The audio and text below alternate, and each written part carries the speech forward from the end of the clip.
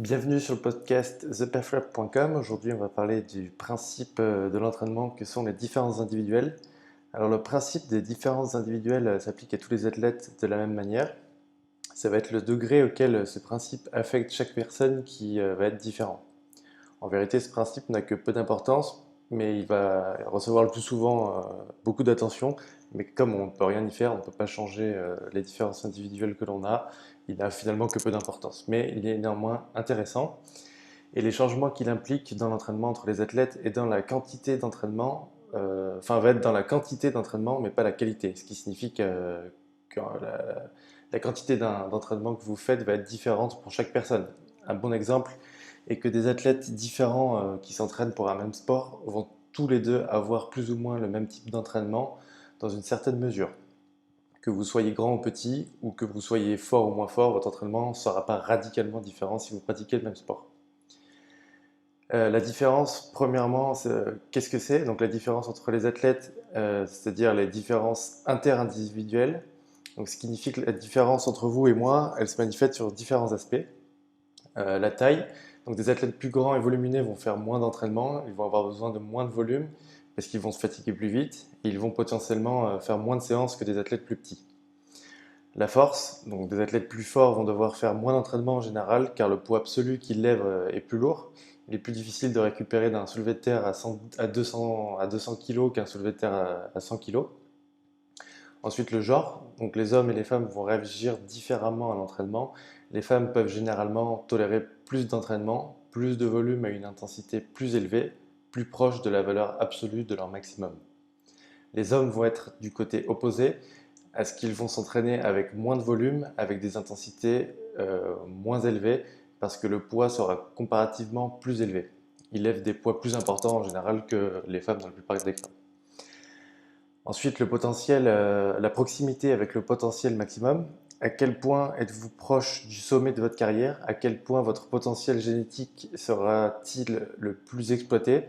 Plus vous serez proche du pic de votre carrière, et au plus cela affectera votre entraînement.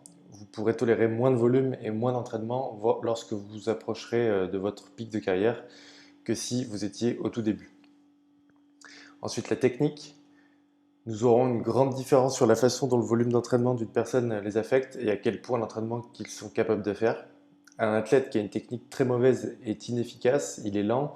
Ce type de technique va être difficile à maintenir sur de grands volumes d'entraînement car l'inefficacité et le manque de capacité à reproduire la technique de manière régulière va jouer un grand rôle. Et enfin, la différence de style de vie. Peut-être que vous avez un travail sur une semaine où vous travaillez plus de 40 heures, peut-être qu'un autre athlète ne travaille pas. Vous allez avoir une situation où vous aurez plus de mal à récupérer en ayant plus de stress en dehors de l'entraînement, ce qui va diminuer votre capacité à tolérer l'entraînement et à récupérer. Dans une seconde partie, on aura les différences intra-individuelles, les différences entre le vous d'il y a quelques années par exemple et le vous d'aujourd'hui. Donc la taille et le poids, lorsque vous êtes plus jeune et lorsque vous êtes plus petit, vous allez tolérer plus d'entraînement, puisque du coup, comme c'est lié au passage d'avant sur la taille et le poids, quand on est plus petit et plus léger en tout cas, on va pouvoir se fatiguer moins vite. À mesure qu'on grandit, ces choses seront différentes et on va devoir réduire le volume d'entraînement au plus on grandit et on prend du volume. Vous allez avoir du mal à maintenir le même niveau d'énergie quand vous étiez un enfant de 12 ans que quand vous êtes maintenant un homme de 30 ans. Ensuite, le niveau d'expérience. Si vous vous entraînez depuis 6 mois versus si vous avez plus de 20 ans d'expérience, si au début de votre carrière vous étiez débutant et que maintenant vous êtes dans l'équipe nationale et allez participer aux Jeux Olympiques, votre entraînement sera très différent. Ensuite, alors comment ces différents facteurs se manifestent dans le processus d'entraînement? Alors premièrement, on aura le volume, parce que nous savons que le type d'entraînement ne change pas deux athlètes qui s'entraînent pour le même sport, le type d'entraînement sera similaire, mais c'est le degré qui va être modifié, et le degré, autrement dit, le volume. Par exemple, un athlète très léger, disons un jeune homme de 15 ans pesant 48 kg qui débute son sport en apprenant la technique, elle va faire un volume énorme par rapport à un homme de 32 ans, admettons, de 105 kg qui a concouru pendant 17 ans. Leur entraînement va se ressembler à ce qu'ils vont pratiquer leur sport et les mouvements techniques. Ils vont aussi travailler sur des variations de ces exercices pour développer leurs faiblesses. Ils ont toujours une structure avec différents blocs en phase, ils vont toujours travailler avec de la surcharge. Toutes ces choses s'appliquent toujours, mais l'athlète plus jeune et moins expérimenté, plus débutant peut-être et certainement plus léger, va faire beaucoup plus de volume et son volume maximal récupérable sera beaucoup plus élevé qu'un homme plus lourd et expérimenté qui se fatiguera plus vite. Ensuite, la fréquence et la récupération. Donc la fréquence est quelque peu liée au volume. Pour le même exemple qu'un athlète de plus de 100 kg, un homme, admettons, il fait moins de volume parce que les poids sont plus lourds. Il va y avoir une réduction de la fréquence car la courbe de récupération adaptation est beaucoup plus grande pour des grosses charges que pour des plus petites charges.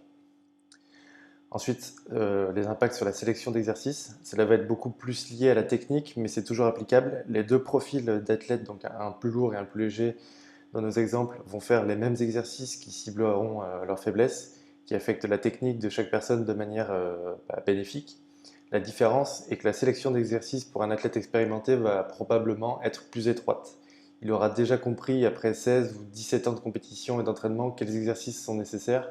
Il a probablement passé beaucoup plus de temps à développer et à renforcer ses faiblesses qui seront probablement très rares. Il va probablement passer la majeure partie de son temps sur des exercices plus spécifiques. Un athlète moins expérimenté, lui, doit encore apprendre tous les aspects techniques, donc une variété d'exercices pour apprendre l'arsenal entier des différents exercices techniques et développer les bases générales de coordination, de technique, de mouvement et des bases pour développer une capacité de travail plus élevée au cours du processus de développement de l'athlète. Et finalement, l'intensité. Un athlète plus léger et plus jeune peut s'entraîner à une intensité plus élevée parce que la valeur absolue est tellement plus faible, exemple un 50 kg au squat, qu'il va probablement être capable de travailler à son max ou très proche, très régulièrement, sans problème de récupération. A l'inverse, un athlète plus lourd et plus fort, l'intensité va être probablement plus faible car il n'est pas nécessaire d'utiliser des poids à intensité élevée car la valeur absolue, par exemple un 200 kg au squat, va être beaucoup plus élevée et nécessiter plus de récupération. Voilà, j'espère que vous avez aimé ce petit podcast.